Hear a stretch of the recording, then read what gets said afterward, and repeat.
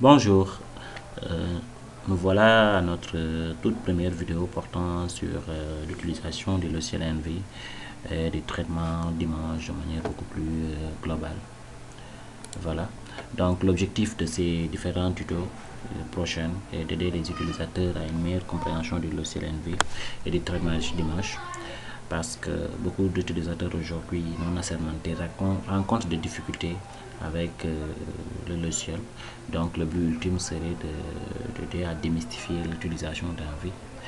Nous allons premièrement commencer par une exploration du logiciel, particulièrement Envy classique, définir des préférences pour les répertoires de sauvegarde, de définition des données, parce que les novices aussi, avec la profusion des données, les données sont nombreuses et s'éparpillent dans la machine, donc chose qui n'est pas aisée.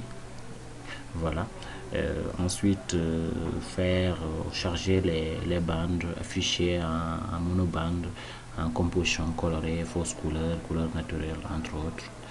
Nous allons faire quelques manipulations, voir le curseur, locateur varié, des outils de mesure. C'est quelques petits détails qui sont un peu très importants pour la compréhension du logiciel. Ensuite, faire le stacking. Le stacking, c'est le regroupement des bandes. Et les scènes, comme par exemple celle de Landsat, comportent beaucoup de bandes. Et chaque bande a ses particularités parce que les longueurs d'onde sont différentes et véhiculant des informations un peu différentes sur les différentes bandes. Donc, regrouper des bandes permettrait de profiter au max des informations dans les différentes bandes en un fichier qu'on appelle le stack. Voilà. Ensuite, on va procéder à couper une zone d'intérêt parce qu'un projet, un mémoire, une étude concerne une zone bien définie et donc on va couper la zone dans une scène entière. Voilà. Ensuite, on va procéder à la sélection des aires d'entraînement.